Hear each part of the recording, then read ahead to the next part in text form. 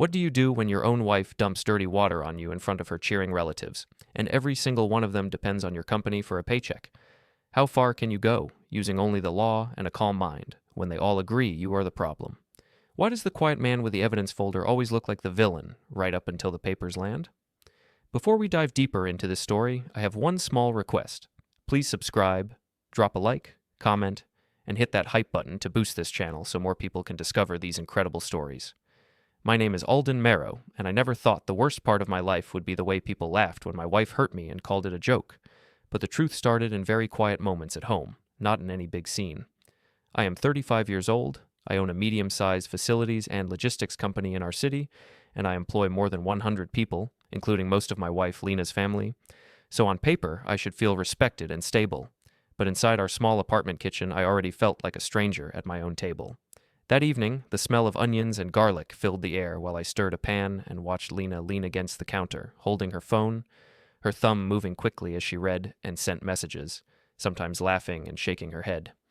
In that way that used to be charming, but now only made my stomach feel tight. She told me that Camilla had sent another funny story to the family group chat about a boyfriend who acted like a father instead of a partner, and she added with a playful tone that people like that needed to relax, and I understood that she was not really talking about some stranger online, but about me. I said that I was just trying to keep our life calm and safe, and that I worked many hours to make sure she and our daughter Maya never had to worry about rent or food, but she rolled her eyes and said that I always made everything about responsibility instead of fun, and that I should be grateful her family still liked and supported me. I watched the screen of her phone tilt, and for a second I saw the group chat name in bright letters, something like Family Circus with heart emojis, and then I saw a photo flash by, taken at the gym, where Lena stood close to a man with a perfect smile and a trainer badge on his shirt, his arm almost touching her waist. And I later learned his name was Marco, but in that moment I only felt a small cold spot behind my ribs. I asked in a careful voice who he was, and she said that he was just a personal trainer at her gym who helped her with some exercises because, as she put it, someone in this house needed to care about staying attractive. Then she added that I should not be jealous like a teenager because there was nothing going on. I did not shout, and I did not accuse her of anything. I simply nodded, turned down the heat under the pan, and said that I was only curious, but inside I filed away the details like I often did at work when I had to understand a problem slowly. While we ate dinner, Maya sat between us and happily told us about her day at school, about a drawing she made and a new game with her friends, and I noticed how Lena's mood brightened when she had an audience, even a small one, because she slipped another story into the conversation about how her mother Rosa had said that I needed to loosen up and stop checking on where my wife went in the evenings. She said that Rosa had told her that some men did not deserve fun wives and that I should be thankful that Lena still came home at all, and she laughed when she told me this, as if it were harmless, but I felt each word settle like a stone. I told Lena that I did not check on her to control her, I simply wanted to know that she was safe, and that her late nights with her cousins always made me a little worried because I woke up early for work. But Lena shrugged and said that I sounded like her boss instead of her husband, which was a cruel joke, since in my company I actually was the boss to half her family. After dinner, Lena took her phone and went to the bedroom, saying that she wanted to talk to her mother in private, because Rosa understood her better than I did, and I stayed in the kitchen, stacking plates in quiet movements that no one praised, listening to the muffled sound of Lena's voice behind the wall as she told Rosa her version of our evening. I could not hear every word, but I picked up enough pieces to know that she told Rosa I had questioned her about a harmless gym photo and made her feel like a criminal, that she said I was always serious and cold, and that she sometimes felt more married to her cousins than to me. And I heard Rosa answer in a sharp, carrying tone that some men did not know how lucky they were to have a beautiful woman like Lena. I dried my hands and walked to my small desk in the corner of the living room, where my laptop sat closed beside a thin binder labeled Household. Anyone else would have guessed it held only utility bills and simple paperwork, but it was thicker than that, because I had already started placing copies of bank statements and important letters inside it for months without really admitting to myself why. I opened the laptop, entered my password, and watched the screen come to life with a calm blue background and the usual line of icons. Then I opened the browser and went to the social media page where I suspected Camilla had posted the gym photo that Lena had shown me so briefly. It did not take long. There it was, a photo of Lena in bright leggings and a tight top, leaning in toward Marco while he grinned at the camera, captioned with a playful line about strong partners and weak men staying at home, and the list of laughing reactions included several names from her family and even one from an employee in my warehouse. I felt my heartbeat grow louder, but my hands stayed steady as I pressed the keys to save the image on my computer, placing it into a new folder that I named Archive A with a simple, businesslike motion, the same way I would open a file for a troubled contract or a damaged shipment. I told myself that I was not planning anything, that I was only creating order, but a small voice inside me whispered that people who respected you did not need you to keep these kinds of records. As I worked, a soft chime popped up on the corner of the screen, a calendar reminder that read Old Town Cafe 3:00 p.m., which I had set days before without telling Lena. It was a simple meeting, nothing more, yet I moved the mouse and clicked dismiss, not ready to think about that conversation yet. I slipped a new printed bank statement into the household binder and noticed again how thick it had become compared to our simple life. Then I looked around the quiet room and listened as the bedroom door opened and Lena's footsteps moved down the hall. She walked past my desk and glanced at the laptop, and I closed the Archive A window with one smooth motion and switched to a blank email draft, so she did not see anything except a boring screen of text. And she said, in a tired but sharp tone from the doorway, that she had told her mother I was just stressed from work and that I should stop making everything so heavy. I said that I did not want to fight, that I only wished we could talk to each other without the whole family listening, and she shook her head and told me that if I did not like her family being involved, then maybe I should not employ them because they were loyal to her first. I did not answer that, because anything I said would only become another story later. Instead, I told her that I was going to finish a few things on the computer and then sleep, and she said that she would go to bed before me because she was tired of my mood. When she turned away, I quickly minimized the last open window, leaving only the calm desktop and the small icon of the Archive A folder, and I closed the household binder with a soft thud that still felt loud in the empty room. In the corner of my eye, I saw my phone lying on the desk, screen dark but not truly silent, its notifications muted for the past hour so I could think, and I remembered the way Lena had laughed with Marco in that photo and the way her mother had called me ungrateful. I stood up, went to switch off the living room light, and heard the bedroom door close with a dull, final sound that made the apartment feel smaller than before. In that same moment, my muted phone lit up with a pale glow, showing an unknown number across the screen, and as the bedroom door clicked shut behind Lena, I slid the phone into my drawer without answering, letting the light fade in the dark wood while I stared at the closed door and listened to the silence grow heavier. At work the next morning, I walked through the glass doors of my company and felt that my name on the wall meant less than the whispers in the air. The open-plan office hummed with keyboards and phones, but the sound I noticed most was the short burst of laughter that died each time people realized I was walking past. On paper, I was the managing director, the man who had built this place from a small warehouse. But in reality, I could feel that I had turned into a story my wife's relatives told during coffee breaks. Rosa sat at her payroll desk near the back corner, glasses low on her nose, speaking to a junior clerk in a low but sharp voice, and as I passed, I heard her say that her daughter was exhausted from living with a man who treated their home like a control room. She added that I always checked where Lena went, that I complained when she stayed out with family, and that I should be grateful Lena still came home at all, because many women would have left a man like me long ago.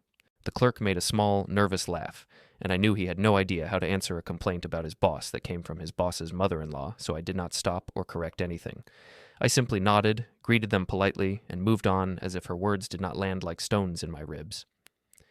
In the break room, the smell of reheated food and cheap coffee wrapped around the worn chairs, and I saw my cousin-in-law Camilla standing near the counter, phone in her hand, showing something to two other employees. The three of them were bent together, shoulders touching, and I could hear the muffled sound of a video and quick, mean giggles. When I stepped inside, Camilla straightened up and pressed the button on the side of her phone, locking the screen, but not fast enough. I saw a frozen frame of Lena at the gym, leaning toward Marco with her hand on his arm, and a little bar of text above the picture in a family group chat window, something about strong partners and weak men. I walked to the sink, rinsed a mug, poured coffee, and asked in a calm voice if everything was going well with the monthly reports. Camilla answered that things were fine and said that Lena had told her I was very stressed lately, so the family was trying to give me space and keep things light. She said that everybody knew I was serious, but that serious did not have to mean boring, and that sometimes a man needed to remember that his wife had choices, which made the others smirk and look away when I met their eyes. I stirred my coffee and replied that personal jokes should stay out of shared workspaces, because this was still a company, not a living room. Then I left the break room without raising my voice, even though every part of me wanted to slam the door. Back in my glass front office, the noise of the floor turned into a soft background hum, and I sat for a moment looking out at the sea of desks, trying to count how many of them were filled by people who shared my wife's last name. The answer was too many. I opened my laptop and brought up the spreadsheet I had started a few weeks earlier, a simple document with columns for dates, initials, places, and short notes. To anyone else, it would look like some dry operations log, but for me, each line marked a moment when a joke went too far, when a story about me changed shape, when respect slipped a little more. I added today's date, the initials RD and CD for Rosa and Camilla, and a short description of the payroll gossip and the break room teasing. Then I hit save and closed the file, watching the little icon flicker as it wrote itself deeper into the hard drive. A small calendar window popped up in the corner of the screen, reminding me of a recurring event called Meeting. Personal that I had set on different days and times, the next one already marked for later that week, and I let it sit there for a second before clicking it away. I leaned back in my chair and looked at the framed certificates on the wall, proof that I knew how to build routes, contracts, and teams, and felt the bitter irony that I could manage 100 workers but could not manage the story my wife's family told about me at lunch. A soft knock on the door broke my thoughts, and my operations manager, Derek, stepped in with his usual careful posture. He said that he wanted a quick word about the general tone on the floor, that he had noticed some staff, especially people related to my wife, making personal comments about me and my marriage where others could hear, and that he was worried it might slide into harassment. He did not gossip, and he did not act like my friend. He spoke like a professional who understood that a workplace could rot from the inside if no one drew lines. I told him I appreciated his honesty and said I preferred all personal matters to stay outside of company time, but that I knew it was hard when relatives worked together. I asked him, in a measured way, to quietly write down any incidents that felt like bullying or pressure, so that, if we ever needed to address it formally, we would have more than feelings, and he agreed, saying that documentation was always smart if problems grew. After he left, I watched him cross the floor and stop near Rosa's desk. Then I glanced at the small drawer on the right side of my own desk, where a new USB stick lay under a folder labeled Taxes. Around midday, when people drifted away for lunch, I closed my office door most of the way, took the USB stick, plugged it into my computer, and copied the Archive A folder onto it, along with the spreadsheet and a handful of screenshots from social media that I had saved. I wrote today's date on a strip of tape and stuck it to the plastic, then slid the drive back under the taxes folder in the drawer. A dull little hiding place that no one would notice because no one likes to touch tax notes if they do not have to. As I pushed the drawer shut, my phone buzzed on the desk, screen still on silent from the night before, and when I picked it up I saw a call from private with no number shown. I watched it vibrate in my hand and decided not to answer, letting it buzz until it went dark again. Then I set it down and forced myself to answer a list of emails about deliveries and schedules, pretending for an hour that my biggest problem was a delayed truck. In the early afternoon, I walked the warehouse floor, checked pallets, and talked with workers who did not belong to my wife's family, and their simple respect felt cleaner than the coffee air upstairs. When I came back into the main office area, I felt the mood shift as soon as I stepped through the doorway. Conversations dipped, then rose again in a forced way, and I saw Camilla glance at her phone with a crooked smile before she turned away. By the time I reached my office, my own phone was buzzing again. I unlocked it and saw a new message from Derek with a screenshot of a staff group chat where Camilla had just posted a line about me being too strict and in need of a lesson, followed by laughing symbols from Rosa and Javier. Under the image, Derek had written that it might be time for a conversation about boundaries, and at that same moment, another notification slid across the top of the screen from the building manager, asking for a quick word about some family tensions on the floor, while I stood in my doorway and looked out at the busy office, feeling once more that heavy split between who I was on paper and who I had become in their stories, the phone buzzing in my hand like a small heartbeat that would not let me ignore what was coming next. The community center hall smelled like plastic tablecloths, fried food, and cheap perfume, and bright paper banners hung over a long table where 2 birthday cakes waited, one for Maya and one for her cousin. I had hoped that this party would be about the kids, nothing more, but as soon as we walked in, I felt the same old weight settle on my chest when I saw Lena's family already gathered in tight groups, laughing too loudly. Rosa spotted us first and waved her daughter over like a queen calling her favorite entertainer, and Lena responded right away, slipping her arm out of mine and rushing ahead with a big smile as if she had arrived alone. I followed more slowly with Maya's hand in mine, watching Lena show off her outfit to Camila and Nico while she spoke in a quick, excited voice that I knew very well. It was the voice she used when she wanted to get everyone on her side before anything even happened. Someone had set up a small speaker, music played, and kids ran around with paper hats, while adults stood in circles with plastic cups, and I saw phones already out, ready to turn every moment into a story. I tried to ignore it and focused on helping Maya place her gift bags on the table, but I could hear my name floating around the room anyway, mixed with little jokes about me being serious and strict. Lena later came over with a plate of snacks and told me that I should relax and not stand in the corner like security because it made people uncomfortable, and she added in a half-whisper that her family knew how stressed I was making her at home. I did not answer that. I only asked if she wanted a drink, and she laughed and said that she did not need permission to have fun in front of her own family. For a while, I tried to focus on the children. I watched Maya blow up balloons with her cousins and run across the hall with her hair bouncing behind her, and for a moment I was able to forget everything else when she grabbed my hand and dragged me to look at the cake. But then the music grew louder, and I saw Camila climb onto a chair near the center of the room, calling for everyone's attention with that bright entertainer's smile. She said that we all needed a laugh, that life was too short for stiff rules, and she hinted that there would be a funny surprise to help a certain too serious husband loosen up. People looked at me and at Lena, and I felt my stomach turn because I knew that type of tone. It was the same tone that turned my private worries into jokes at my expense. Near the back of the hall, a cleaning cart stood with a mop bucket half full of cloudy water, and even before anything happened, my eyes went to it, as if my body already knew the direction of the cruelty. Lena walked over to me, swaying a little to the music, and told me loudly that her family wanted to see me accept a joke like a man instead of acting like a boss all the time. The people around us laughed and clapped. I said that I did not want to be part of any prank, that this was Maya's birthday and we should keep things kind and simple, but the room did not hear me, or did not care, because once a crowd tastes the idea of a show, they only want it to go bigger. I saw Camila lift her phone, already recording, and others around her did the same, screens glowing like small hard eyes. Everything turned strange and slow.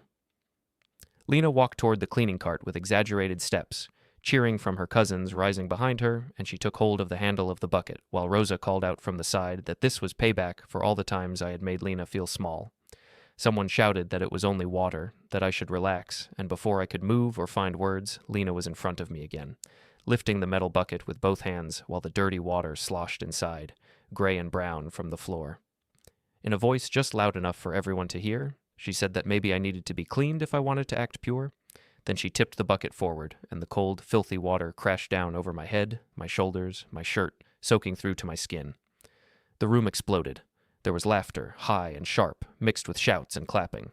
Phones stayed raised, capturing every second. For a heartbeat, I could not breathe. My eyes stung, and my mouth tasted like dust and chemicals. And I heard someone say that this was what happened to controlling men. I did not shout. I did not push her. I did not make any scene. I stood still with the water dripping onto the floor. Then I wiped my face with both hands and looked straight at Lena. She smiled at me, a tight, slightly nervous smile, as if waiting to see if I would play along, and when I did not smile back, some of the laughter around us grew sharper. Maya's voice cut through the noise from near the cake table. She called for me with a mix of fear and confusion, and when I turned my head, I saw her small face twisted, her eyes wide, and another child beside her holding up a phone with my wet image on the screen. I told her quietly that everything was okay. Then I walked past Lena without touching her and headed toward the bathroom at the end of the hall. In the mirror, I saw a stranger, hair plastered to his forehead, shirt stuck to his chest, dots of grime on his neck, and I watched my own face slowly calm down, like a surface of water settling after a stone. I took paper towels, wiped away what I could, and tried to dry my shirt under the hand dryer, listening to the muffled echo of music and laughter from the hall. When I went back out, I did not return to the center of the party. Instead, I stepped onto the small smoking patio beside the community center, where the air was cooler and the lights from inside spilled across the ground in stripes. My hands still shook slightly, but my mind felt very clear. I took out my phone, opened the social media app, and typed the name of Camilla's profile. It took only seconds to find a fresh clip already posted in the family group, showing Lena lifting the bucket and pouring the water over me, with a caption that called it justice for a controlling husband, followed by a row of laughing icons from different relatives. I saved the video to my phone, then checked the settings to confirm it had also backed up to my cloud storage. A small message briefly appeared at the top of the screen, saying file uploaded successfully before fading away. I searched for other uploads and saw that 2 cousins had posted shorter clips, one focusing on my shocked face and one on the laughing crowd. I saved those as well. Then I opened the Notes app and scrolled to a list I had titled Statement, which until now had only a few short lines about earlier events, and I added a new entry. Community center party, dirty water, multiple witnesses, children present, videos posted by family. While I was still writing, the glass door behind me opened and Lena stepped out, her cheeks flushed.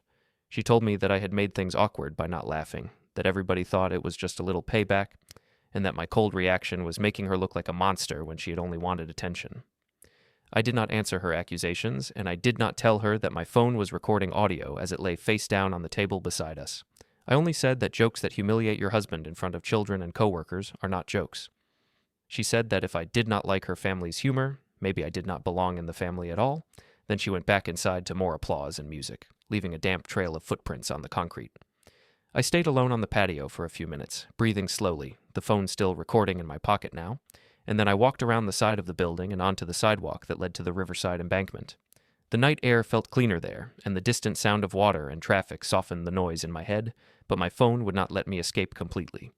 The screen lit up with a new message from a contact I had saved with only a small lock symbol instead of a name. The message was short, only a sentence, saying that we would need all of this documented and suggesting a time and place. Riverside, 9 p.m.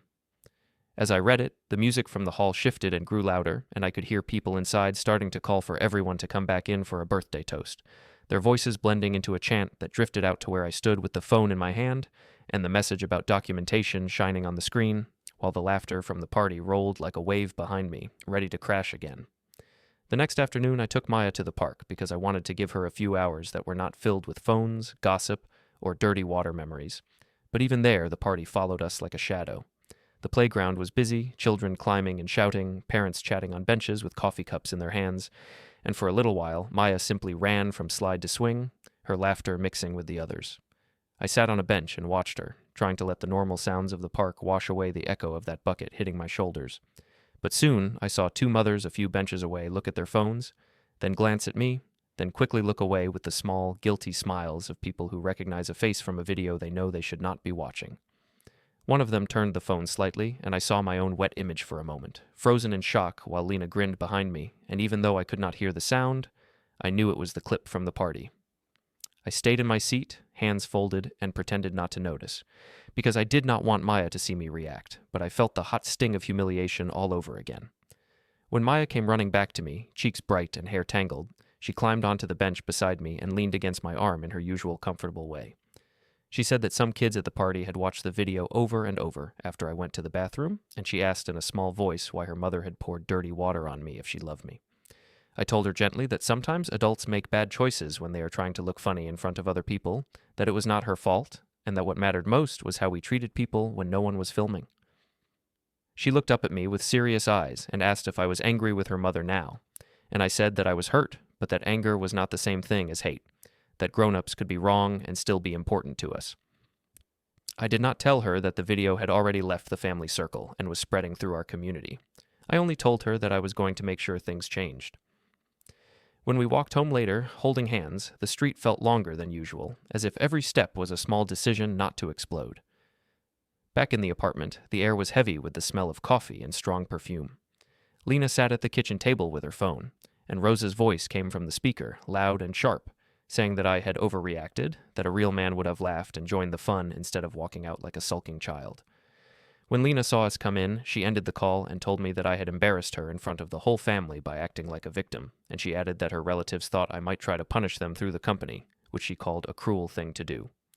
I answered that I had not threatened anyone's job, that I had only walked away from a humiliation in front of children, and that maybe the people who were afraid knew they had gone too far. She said that I was twisting everything, that I always made her look bad, and that her family believed she deserved someone who could take a joke. I did not raise my voice or list every detail. I simply said that I no longer felt safe being treated as a prop in her stories, and that I would not let Maya grow up thinking this was normal love. Later, when Maya was in her room with her toys, I went to our bedroom and took my pillow and a blanket, then walked down the hall to the small guest room that we usually reserved for visiting relatives. Lena followed me and asked if I was trying to scare her by moving out of the bed, and I said calmly that I needed space to think and to sleep without waiting for the next joke. She said that I was making a big show, like always, and that I could sleep wherever I wanted because she was tired of my mood. I did not answer her insult. I just placed my pillow on the narrow guest bed and smoothed the blanket. On the wall near the kitchen doorway, the family planner hung with its rows of days and weeks, and one date 2 weeks ahead was circled in red with no words next to it, only a blank red ring that meant everything to me and nothing to her. On the small desk in the guest room, beside my closed laptop, a yellow sticky note waited with 2 simple words written in my straight pen strokes. Bring forms. I sat down, opened the laptop, and watched the screen light up the dim room. My browser still had several tabs open from the night before, quiet witnesses to my thoughts. One showed search results for notary near me, another listed storage options in the city, and a third was a blank email draft with no recipient yet, only a subject line I had erased 3 times. As I stared at them, my phone alarm went off softly, the vibration rattling a pen on the desk, and a message appeared on the screen that said paper drop 11:30 a.m. I turned off the alarm quickly when I heard Lena's footsteps in the hall, then opened a new window and replaced the searches with something harmless, like a trucking quote, before she stepped into the doorway. She asked what I was doing and why I had set alarms about paper when I was supposed to be focusing on our broken marriage, and I answered that I was organizing some household bills and company files, nothing more. She shook her head and said that it did not matter what I did because her family knew who I really was, and she went back down the hall, her phone already ringing with another incoming call from Rosa. In the evening, when the light outside turned orange, I took Maya to the living room to watch a cartoon, trying to keep our routine, but even there the party video crept in. She told me that one of her older cousins had said that grown-ups who got buckets on their heads probably deserved it. I told her that this was not true, that nobody deserved to be treated like garbage, and I saw her look at me with a mix of confusion and loyalty, caught between two worlds. Later, after I had read her a story and watched her fall asleep clutching her stuffed animal, I walked out quietly and closed her door most of the way. I still had one more stop to make that day. On my way to the guest room, I took a short detour past the gym where Lena trained with Marco because I wanted to see with my own eyes what I had only seen in photos. Through the large front windows, I saw bright lights, rows of machines, and people in sports clothes moving in slow patterns.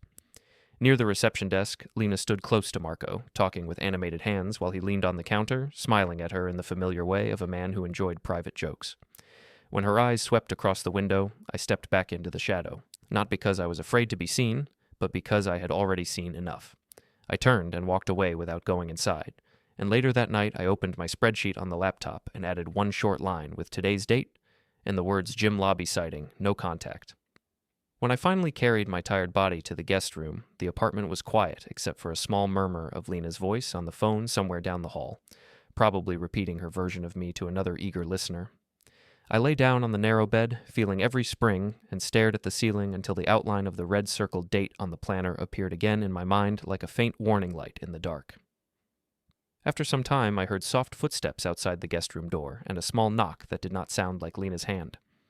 I opened the door and found Maya standing there in her pajamas, eyes still heavy with sleep, and she asked in a trembling whisper if I was going to disappear like some of the family said I would, now that I was sleeping in another room. I knelt down so we were at the same height and told her that I was not going to vanish, that I loved her and would always be her father, even if other things changed. But as I spoke, I could not stop my eyes from drifting over her shoulder to the hallway wall, where that red circle on the planner glowed faintly in the low light, marking a day that would answer her question in a way she could not yet understand. The morning of the red-circled date started quietly, with the kind of gray light that makes everything in the apartment look softer than it really is. I woke up in the guest room before my alarm, staring at the ceiling and listening to the sounds of the house waking, the kettle clicking on in the kitchen, the soft buzz of Lena's phone as she scrolled, the faint clatter of cups. I got up, straightened the thin blanket, and walked down the hall. In the kitchen, Lena sat at the table in her robe, phone in hand, her face lit by the screen. She did not say good morning. Instead, she told me in a cold voice that her family was nervous because they had heard I was going to do something at the company, and she said that if I touched their jobs, she would never forgive me. I answered that I had never said I would fire anyone, that what I had said was that harassment and humiliation had no place in my company, even when the people doing it shared my last name. She rolled her eyes and said that calling their jokes harassment was just another way to control her, and she added that I was making them feel unsafe. I looked at the planner on the wall behind her, at the red circle around today's square, and kept my voice level while I told her that safety works both ways, that being drenched in dirty water in front of coworkers and children had not exactly made me feel safe either. She said that if I had laughed, it would have all been fine, and that real family did not take each other so seriously. I did not argue, because there was nothing left to prove in that kitchen. I poured myself a cup of coffee, reminded Maya to grab her homework, and when she came in rubbing her eyes, I kissed the top of her head and told her I would see her that evening. On the way out, my phone buzzed with a soft alarm, and I glanced at the screen. Paper drop 9:15 a.m. I turned the sound off, but did not change the time. At the office, the building's glass doors reflected a man who looked careful, not powerful, as if all the weight of his authority had sunk into his shoulders instead of shining in his eyes. I walked across the lobby and into the elevator, feeling the usual mix of respect and distance from staff as they greeted me. On the open-plan floor, I could sense the tension before I even reached my office. Conversations hushed, eyes followed me, and Rosa's posture at the payroll desk was stiffer than usual, like a soldier waiting for orders. I set my bag down and checked my calendar. There was a block of time marked meeting, personal mid-morning, no details, no names, and another reminder for later simply labeled follow-up. Before that, I had one important conversation to finish inside my own walls. I went to the HR office and stood in the doorway until the head of human resources looked up with her calm, professional expression.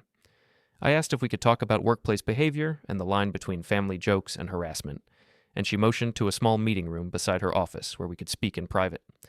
Inside, the room smelled of paper and toner, and the copy machine outside clicked and whirred like a slow metronome. I explained the pattern I had seen, not with explosive details, but with a simple list. Personal comments about my marriage made loudly on the floor, a video of me being humiliated at a family event shared in group chats that included staff, mocking nicknames that had started to spread among people who did not even know the full story. I did not show her all my files. I did not pull out the Archive A folder or lay the USB stick on the table. I simply referred to examples and instances and asked how the company should protect any employee, including me, from that kind of behavior. She listened without taking sides, and she talked about policy, about how no one should feel targeted or mocked based on their personal life. And she said that if I reported incidents in writing, HR would be obliged to review them objectively, even if the people involved were my in-laws. She reminded me gently that my relatives were still employees with rights, and I agreed, telling her that I did not want special revenge, only the same basic respect for everyone. When we were finished, she said she would log our conversation and consider next steps, and I left the room feeling strangely lighter, not because anything had been solved yet, but because I had started to move from pain to process. Back in the corridor, I did not walk straight to my office. Rosa and Javier were waiting near the break room, standing close together with their arms folded. Rosa asked directly if I had gone to HR about them, and she said that Lena was furious and scared that I was trying to ruin her family. Javier added that after all they had done for my company, I was ungrateful and small for complaining about a simple joke. I answered slowly, choosing each word. I told them that the company had policies for everyone, that no one was above them, and that posting videos of the owner being mocked and drenched, then sharing them with staff, was not a simple joke in a workplace context. I repeated that I had not threatened anyone's job, only insisted on basic respect. Rosa said that if anything happened to their positions, the whole family would know it was my doing, and she warned me that I would stand alone. I looked at her and said that I had been standing alone for quite some time already, then I wished them a good day and walked away before they could answer. As I passed the copy machine, it spit out a blank page that slid onto the tray with a soft slap, and for a second that empty sheet seemed to sum up how little my side of the story existed in their minds. Near midday, I drove to the hospital to visit my uncle, who was recovering from a minor surgery. He slept most of the time I sat beside his bed, and the quiet of his breathing gave me room to think without interruption. After a while, I went down to the cafeteria for a coffee. The room smelled of disinfectant and overcooked vegetables, and people sat hunched over trays in tired silence. I picked a table in the corner, opened my tablet, and brought up the notes file titled Statement.